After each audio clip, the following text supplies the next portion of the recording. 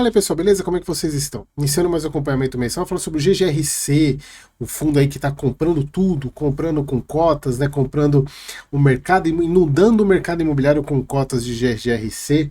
E bora para o relatório gerencial de abril, mas antes de começar, aquela curtida básica, me ajudem a que esse ativo, pessoal, eu tô cansado, que este vídeo chegue a mais pessoas, então curta aí, dá aquela pausa agora e curte. Ah, e outra coisa, pessoal, aproveitem e mandem e-mail para a gestora para fazer live comigo, me ajudem, porque eu já conversei com eles, inclusive eu tirei uma dúvida e eles não me responderam ainda, ficou de responder hoje, mas como eu tinha que gravar, eu vou acabar respondendo, comentando uns assuntos aqui, sem a resposta definitiva deles. Com o Fat News já vai ter live essa semana, com a Elis live semana que vem, então me ajudem a ter live com o GGRC, beleza? Então, bora para o relatório gerencial de abril.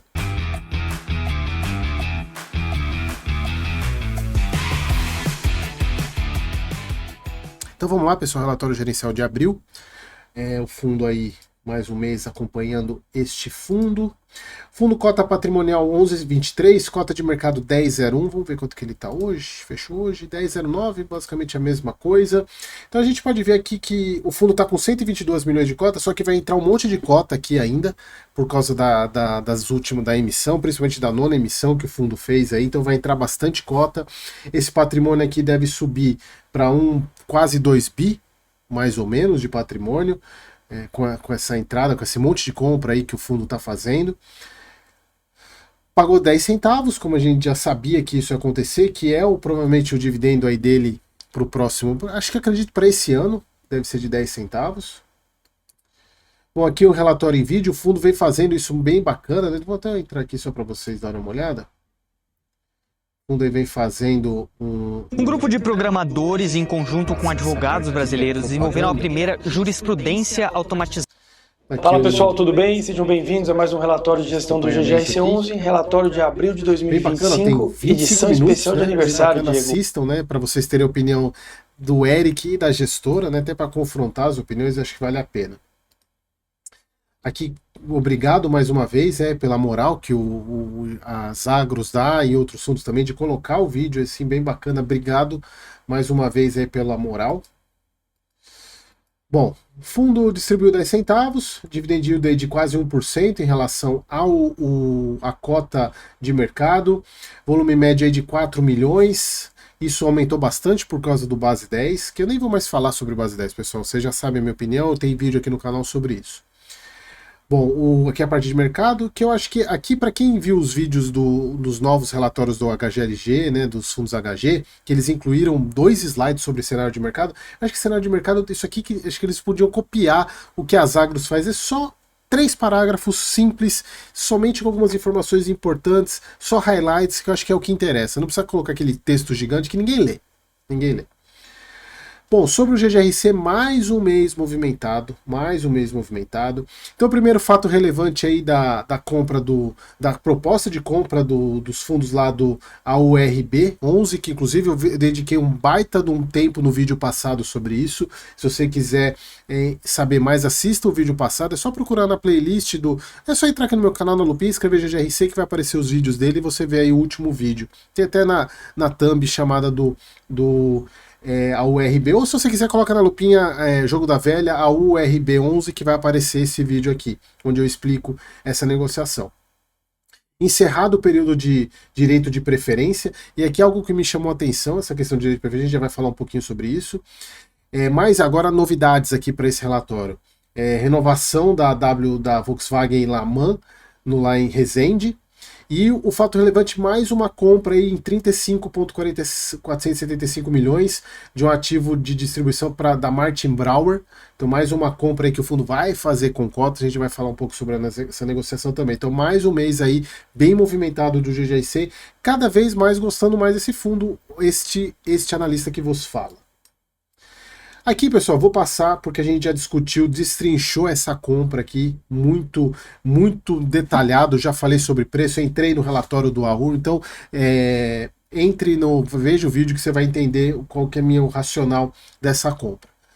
Sobre o Martin Brauer, aqui é importante, pessoal, o que aconteceu? Eu não vou abrir o fato relevante porque as informações que estavam no fato relevante eu trouxe para cá para fazer as contas para vocês. Então o fundo fez uma proposta aí para um instrumento particular, na verdade já não é nem uma proposta, um instrumento de compra e venda, claro que tem algumas condições para serem cumpridas, dessa compra desse galpão aqui da Martin Brauer, em 35.475.000. Então, se a gente for pegar lá no fato relevante, o aluguel desse imóvel está em 345 mil, com o preço de compra dá um cap rate extraordinário de compra. E aí vocês podem estar pensando, Eric, você sempre fala, e aqui as condições de pagamento. Primeiro, já foi paga uma parcela de 1.475.000 e a parcela maior de 33 milhões a ser paga em até 5 dias úteis a contar da superação das condições, ou seja, tendo as condições, pagos em moeda corrente ou por meio de compensação de créditos, que vai ser da nona emissão. Então você paga com cotas. E mais uma parcelinha de 1 milhão 18 meses após. Então o grosso, digamos, vai ser pago com cotas. E aí, eu sempre gosto de falar isso, quando o fundo paga com cotas, e no caso do GGRC, como a cota sai no patrimonial a 11 e alguma coisa, e a cota de mercado está a 10, o vendedor, se ele quiser vender essas cotas, algo que, inclusive, ele até respondeu isso, que o fundo está despejando um monte de cota, e qual que são as proteções que o fundo faz para nenhum desses vendedores saírem vendendo todas essas cotas, e aí fazer uma pressão vendedora muito grande, mas de qualquer maneira, a hora que eles quiserem vender, e isso espera-se que o mercado esteja positivo, eu estou pensando no cenário agora. O fundo quer vender amanhã uma parte dessas cotas, o vendedor, desculpa. Ele recebeu por 11 e vai vender por 10, então ele vai assumir R$1 de prejuízo por cota. Será que esse prejuízo não está embutido no preço de compra? Como foi o caso da última, acho que foi, agora eu não lembro qual foi a negociação, aonde tem várias condicionantes para essa questão do preço, o fundo vai ser obrigado a pagar mais cotas se o preço de mercado subir, agora eu não lembro que negociação que foi. Eu não sei se acho que foi com o Helg, se eu não me engano. Então, esse é um ponto. Aí você fala, pô, então se ele está pagando mais caro, por que o cap rate foi tão alto assim? Porque se a gente for ver, pessoal, olha só, o fundo tem um cap rate alto, por outro lado, ele pagou 5.380 o metro quadrado, que mostra que é alto o preço. Poxa, um galpão, 5.380, só que aí tem esse ponto que eu deixei por último aqui, é um galpão refrigerado. E galpão refrigerado, pessoal, normalmente é uns 30 a 50% mais caro o metro quadrado do que um galpão logístico normal. Então, se a gente está falando de galpões que são negociados a 3, 3,5, se é negociado a 5.300, tá ok, até é barato. Se a gente for pegar, tem fundo que negocia a R$6.000 o metro quadrado de galpão refrigerado. Então, ok, para mim foi uma baita de uma negociação. Cap rate extraordinário, ainda contando com a questão seguinte, é um cap rate extraordinário, onde o fundo não precisa desmobilizar caixa, ele entrega cotas. Extraordinário, para mim, uma baita de uma negociação, e aí eu vejo outros fundos parados, vendo o GGRC fazendo essas coisas, por que não começam a fazer isso, né, trocar por cotas, né? É uma baita de uma estratégia, porque o fundo não... É claro, pode ter uma questão de diluição, mas que eu não vejo nenhum problema em relação a isso. Mas, assim, o fundo... Cara, tirando o chapéu para as negociações que o GGRC vem fazendo. Então aqui, uma compra aí de um baita, de um ativo, um contrato, se eu não me engano, um contrato longo, né? Então não tem, assim, uma baita negociação. E aqui mais um fato relevante aqui, que foi a renovação da Volkswagen MAN. MAN é aquele, acho que é pesado, se eu não me engano, para caminhões, né? Celebrou aditamento de contratos de locação, mantendo o mesmo preço de locação. O aluguel permanecerá em 731 mil, que dá 30,66 metros por metro quadrado. Essa informação está no final do relatório. Assim como a LZR, a Zagros coloca os preços de locação, que é muito bom para a gente poder entender. E aí, pessoal, fazendo aquela regrinha, vamos pegar lá no... Deixa eu pegar aqui no Clube FI. Deixa eu abrir aqui.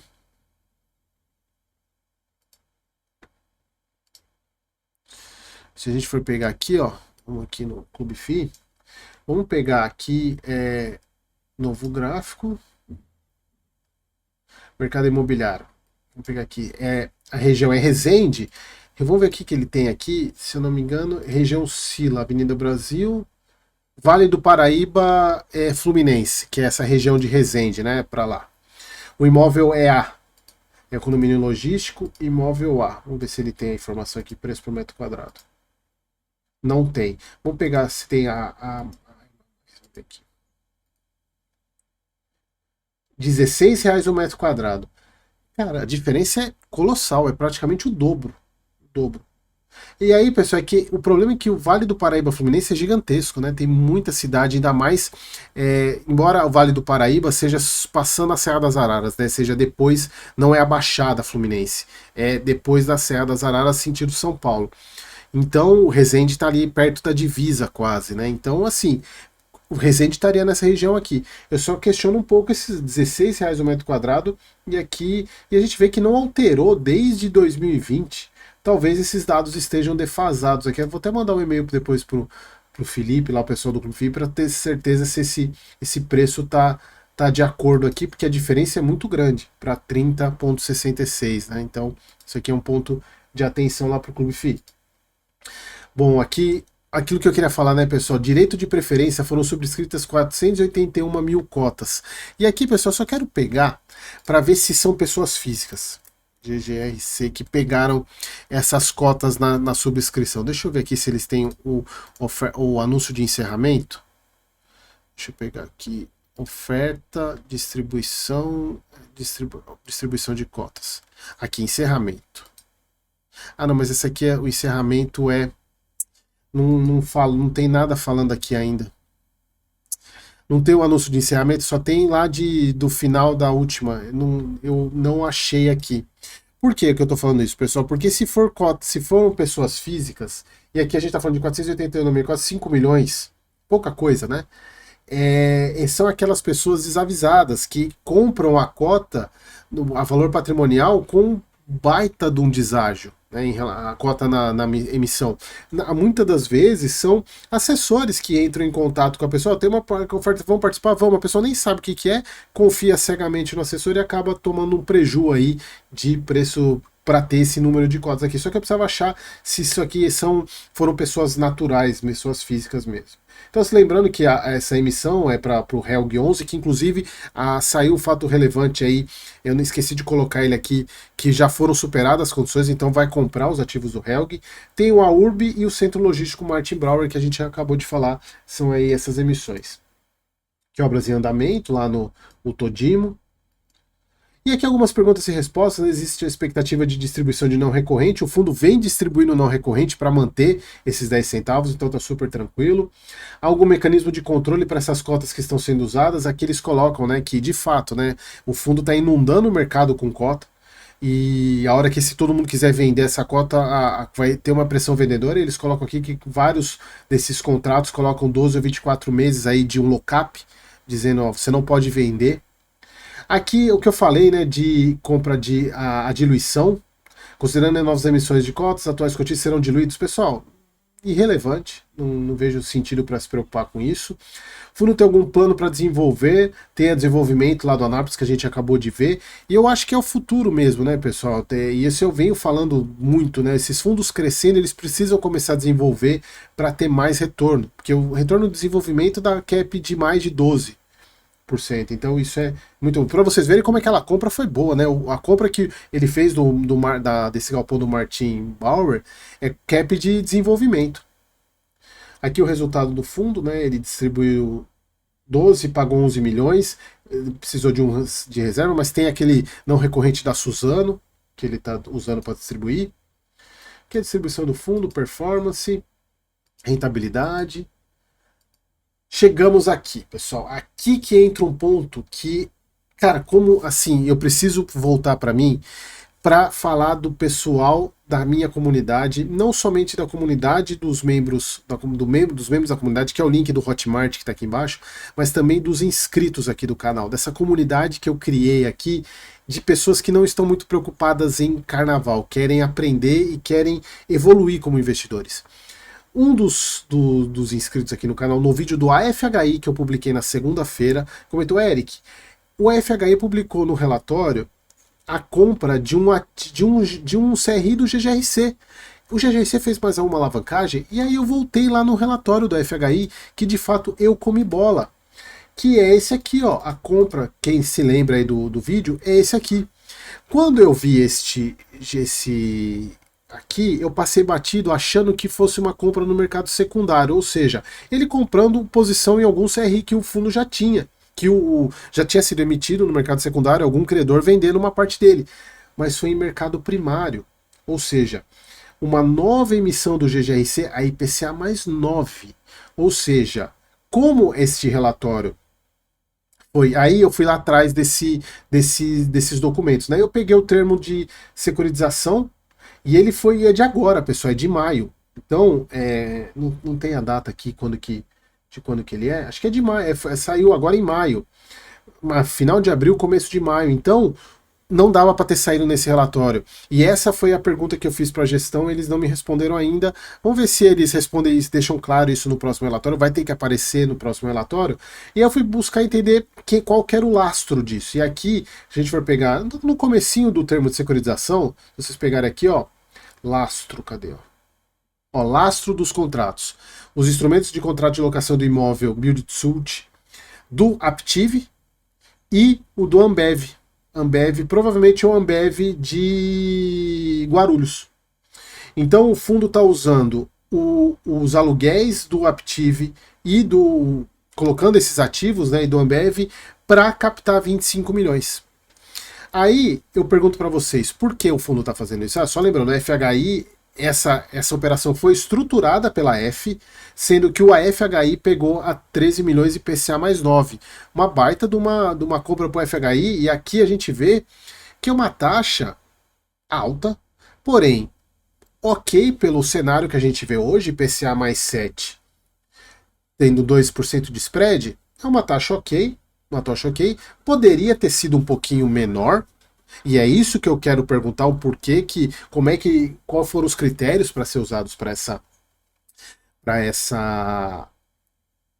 alavancagem, para chegar nessa taxa, embora tenha sido uma taxa menor do que, mas ela é 9%, então vai aumentar o passivo em 25 milhões, vai aumentar o passivo do fundo, e aí eu pergunto para vocês, por que o fundo precisou fazer isso? E aí se vocês pegarem os vídeos anteriores, eu falei para vocês, pessoal, o fundo ele não tinha dinheiro para arcar. Por quê?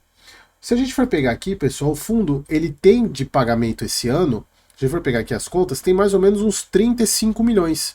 Aí você volta e o fundo aqui mostra 41 milhões de disponibilidades, aluguéis a receber em fundos imobiliários. Só que aluguéis a receber não pode entrar na conta de amortização, porque isso é operacional. Somente disponibilidade e fundo imobiliário. Sendo que disponibilidade, se eu não me engano, ele está com 17 milhões. Se a gente for pegar aqui, deixa eu pegar aqui só para mostrar para vocês aqui, no informe mensal, quanto que o fundo tem hoje de disponibilidade, olha só. Aqui, ó, relatório agora de abril, né, o último. Disponibilidades, 12 milhões. 12 milhões ele tem de fundo imobiliário aqui, uma parte de 124 milhões aqui, ó, 124 milhões. E aí, esses fundos imobiliários, eles são posições estratégicas para o GGRC. Não que ele não possa vender participação deles, inclusive eu falei sobre isso no... não lembro se foi para os membros que eu falei isso, ou se foi em algum dos vídeos aqui. Mas ele pode fazer isso. Ele pode... não, acho que foi no vídeo do LZR, se eu não me engano. Foi no vídeo do LZR que eu falei. O fundo pode se desfazer de posições pequenas desses fundos imobiliários para levantar a caixa, sem problema nenhum. Mas, se ele não quer fazer isso, ele precisou se alavancar. Porque a gente vê o fundo... Cadê as participações de fundo imobiliário que ele tem? Não sei se ele mostra aqui. Mas são participações que são relevantes para o fundo. Então... para pagar isso, ele teve que alavancar. E essa é a minha opinião, tá? Eu não sei se é isso. Porque ainda não tem explicação. Essa era a explicação que eu queria ter deles, mas provavelmente eles devem trazer isso no próximo relatório. Então vai ter mais um CRI aqui, tá? Mais um CRI IPCA mais 9, 25 milhões vai entrar aqui. Beleza? E aí o fundo paga essa alavanca, a amortização desse ano sem problema, ainda consegue ficar com caixa para poder ter algum problema aí até o próximo ano, mas aí ele vai ter que dar um jeito, porque como ele está emitindo muito com cota, ele precisa de dinheiro de verdade para amortizar, que ele não pode pagar a amortização com cota. Essa é uma das perguntas que eu queria fazer, que eu quero na live, né? Como é que o fundo, como ele não está captando dinheiro, ele está captando cota, como é que ele vai fazer para arcar com as... claro, o fundo tem muito ativo, tem bastante ativo, dá para vender, para fazer negociação, vender alguns ativos mais antigos, destravar lucro.